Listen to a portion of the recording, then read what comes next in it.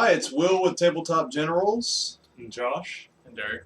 And tonight we are going to be talking about our recent thoughts on the Hackmaster Frandor's Keep campaign setting, adventure module, and our general thoughts on Hackmaster overall.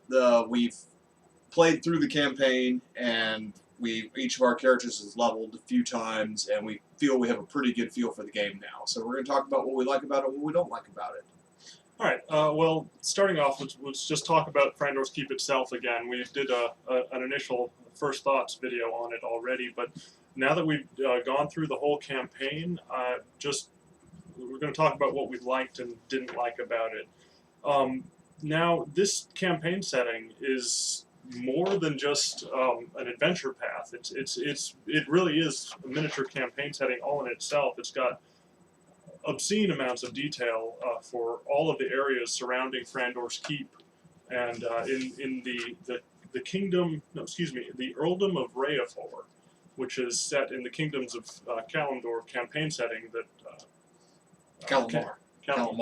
Kingdoms of Calamar campaign setting that Kenzer and Company have most of their Hackmaster products based in, and we really enjoyed all of the quests in here.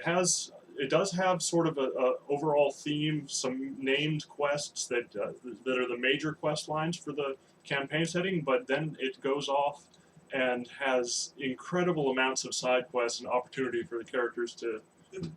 Incredible amount of side quests. Every single NPC has like a little backstory behind them, and so like every tavern wench number 3. Well, her name is Gladiel, and she's got, a problem that you can help her solve. It's kind of cool because that provides a lot of flexibility for, well, Josh, who is GMing.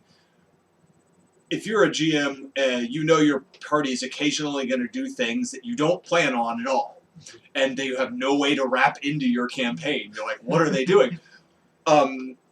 Kenzer Company's kind of got you covered here because, if you go chasing off on after some random NPC, they've got all the information about that NPC and, whatever dynamics they're working with and if they have a problem or if they're guilty of a crime. We solved basically a murder. Derek and I and David, who's not here tonight, found a skull, and it was just a random side quest that ended up getting us some goodwill throughout the town because we not only determined that there was a murder, this guy wasn't just off on business, but he was dead. But then we also went and caught the killers and took them to the Earl, and so that was just a fun little side quest that just randomly happened off of a random encounter table. Mm-hmm. And we did discover quite early on that Hackmaster lives up to its roots in that you better have a couple extra character sheets ready. David, again, who is not here, his character... no, his character was not the first to die. Giles the First, my sort of rogue... was he a fighter rogue? He was just a rogue. No, he was just a plain old rogue. He lived so shortly, I don't even recall what class he was. Did not last very long. Because I played him as a fighter, and he died as a fighter, a bad fighter, quickly. Yes. And then David's character, what was his first character? He was a cleric. He was a cleric. Oh, yeah, and he was playing a cleric who thought he was a rogue, and broke into the mayor's house, the Earl's manor, and got dispatched. Well, but then again, he was playing his character to the hilt as very good role playing. His character was a follower of the god of chance, and he would literally roll dice on the gaming table to determine which way he would go, and the dice failed him in the end. Yeah.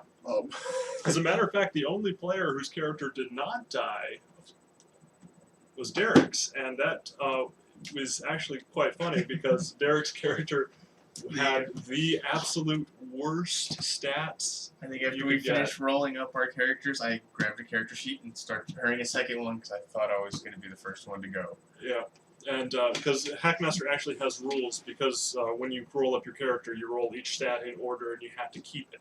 Well, there are options for shifting them around, but regardless, you roll each randomly. There's no minimum number except if you have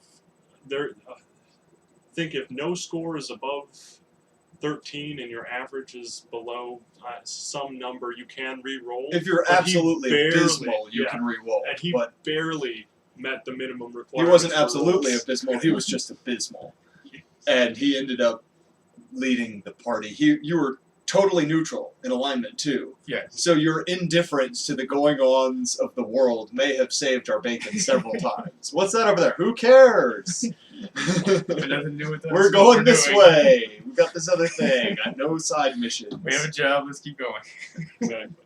But speaking of missions and combat specifically, we really enjoyed the combat in this setting, both as a GM and as players, I believe.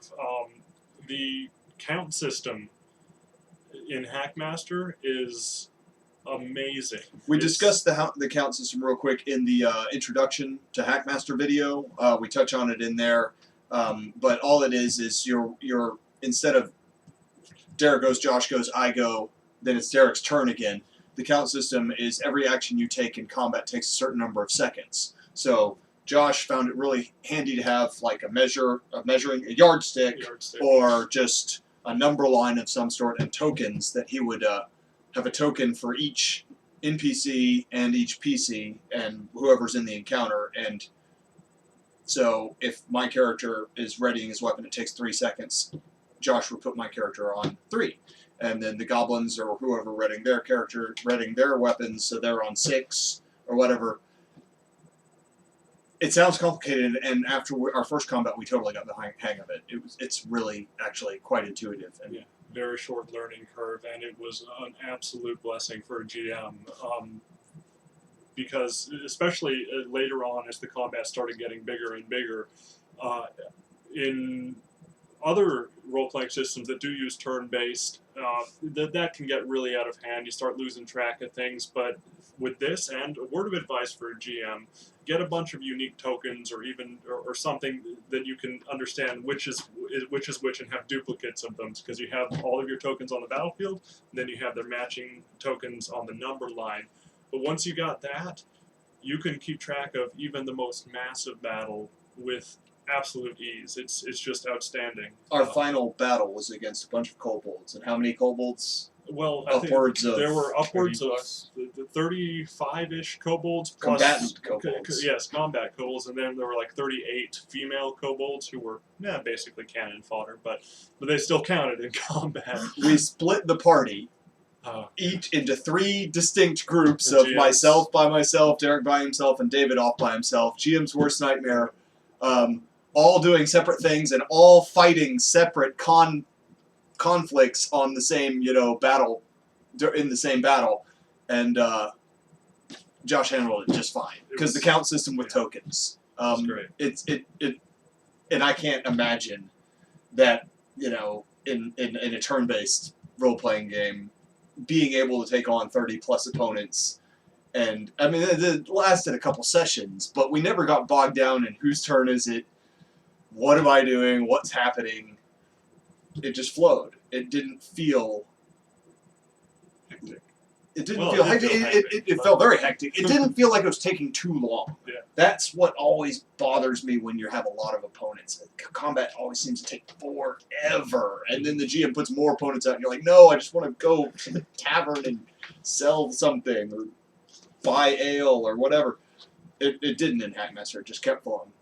Well, speaking of the combat system, like I said, I've had some of the worst stats ever. First thing I did after making my second character, was looking up the combat system. So I'm going to try and figure out any advantage I could to staying alive. And it seems daunting when you first look at everything, all the options, all the rules and everything in there. But we just slowly started introducing, like, every battle a new combat option as far as knockback, the different maneuvers and techniques that you can use, the different ways of using your weapon, whether it's a two-handed weapon, 2 weapons, shield and sword. And like you said, the learning curve is very, very easy. Just For GMs and players. Yeah. it just took off. Always get a shield. Shields that's make a it, huge yeah. difference. And we may do another video sometime on just the epicness of shields. But buy the book, read about shields, and you'll be like, why would I not have a shield? Yeah. And we liked the honor system. We liked where you're awarded honor at the end of an adventure by the GM for a variety of reasons. At You the have end your of starting each honor. session. Actually. Yeah, you have your starting honor, and honor comes in a variety of ways. But one of the ways you can be awarded honor is role-playing your character. And characters get quirks and flaws in creation. And my character was, what was he, pack rat. And well, your first one? And a or- boar. Yeah, No, your okay. And a The boar. second Yeah. one was a pack Yeah. rat and a boar. Yeah, Yes. and my second, Giles the second was a pack rat and a boar. So I always picked up everything. And I was just inappropriately, unconsciously being rude often. I mean, I was conscious of it. Giles had no idea. You and- role-played it out. And so I would get an honor reward for playing my quirks and flaws. We liked realistic leveling, where you have to get Training. You have to go for training after certain points. Once you get enough experience, you have two options. You can either train by yourself or get somebody to train you. There's a bunch of bonuses and whatnot. Although that did bring up an issue was missing tables. If you go and get training, you get to roll on a table. It's like a training incident. Something happens, and I don't think we ever could find it in the book. Yeah. Now, Will did find out where that was. Okay, no, I suspect it is. I suspect that in the hack journals that Kinzer and Company puts out, there are errata. Oops, our mistake. We left this out of the book. Here's a copy of it. But and I joined the Hackmaster Game Master Association so I could get access to the previous hack journals. And we're real quick. We'll do what we didn't like. That's mostly. We'll do it in a second. But let's just talk real quick. We like Threshold of Pain. Yeah. In combat, which is awesome. If you take X amount of damage and it crosses your threshold of pain, you have to make a saving roll. And if you fail your saving roll, you're incapacitated for a certain number of seconds. Based on how much you failed by, which Yeah. is something that is missing in a lot of games. Yeah. I mean, if you get So- hit with, like, drop you down to 1 HP and from full, I'm In still a lot of fine. I can games- fight at full strength. Yeah, you know, you're no, still your fine. your Just guts fine. are hanging out. You Yeah. know, you're writhing in pain, and somebody just has to come and finish you off, which we did to many kobolds. yes. We like the realistic leveling system. We like the honor system. We like quirks and flaws. They're fun to play. We love the count system. We like the setting. We like the side quests. We like the named adventures. We like the plethora of available information to the GM. The things we didn't like, and there are some, we didn't like the missing tables. This is the first printing of the 5th edition Hackmaster. It's understandable that there is some editorial oversight in there, but I don't like the Hackmaster Game Master Association website. It's clunky. I'm sorry, Kinzer and Company, because we love your products, but it's hard to get access to the hack journals. You can buy them off the Kinzer and Company website, but if you're in the Hackmaster Game Master Association, you're supposed to have access to them because you paid for that, and I can't get to them. So we don't like that.